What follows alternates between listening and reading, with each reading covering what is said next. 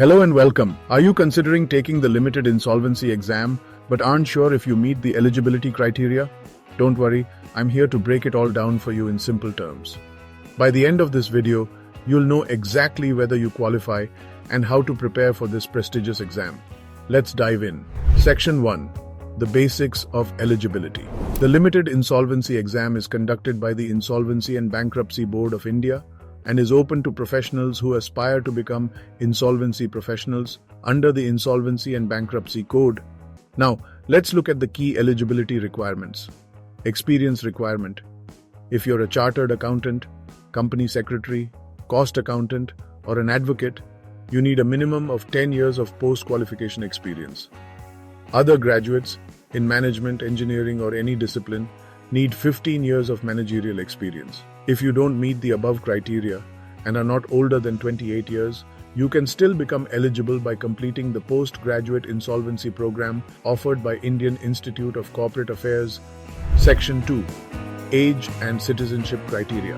In addition to professional qualifications, you must be at least 18 years old, although most candidates are mid-career professionals. Be an Indian citizen or meet other legal residency criteria if specified by IBBI. Section 3. Disqualifications to watch for. It's equally important to know what might disqualify you from taking the exam. You cannot apply if you've been declared insolvent yourself or have unresolved financial liabilities. Your professional license has been suspended or cancelled by your regulatory body. You've been convicted of an offense involving moral turpitude or fraud within the last 10 years. Ensure you meet all compliance requirements before applying. Section 4. Preparing to apply.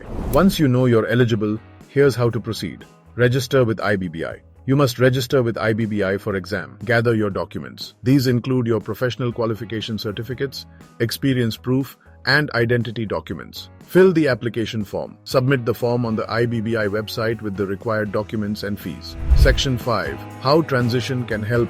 Preparing for the limited insolvency exam can feel daunting, but having the right resources can make all the difference. That's where transition comes in. Our SureShot IP modules cover the entire syllabus in detail, while the case analysis book simplifies complex judgments into easy-to-understand summaries. For practice, try our mock insolvency exams, which simulate real exam conditions. And if you're looking for a quick reference, our BEAR Act compilation is updated to match the syllabus. Section 6.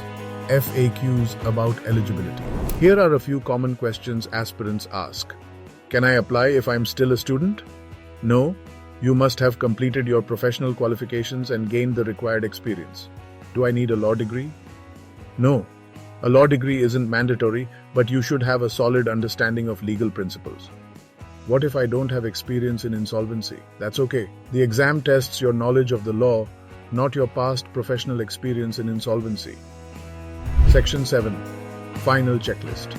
Before wrapping up, here's a quick checklist to ensure you're ready. Meet the experience or PGIP requirement. Have your professional and identity documents ready. Register with IBBI. Familiarize yourself with the syllabus and exam pattern. With this, you're all set to take the first step toward becoming an insolvency professional. I hope this video has cleared your doubts about eligibility.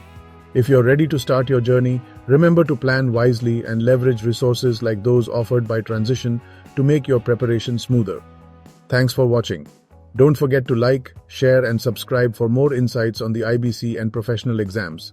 Until next time, stay focused and keep learning.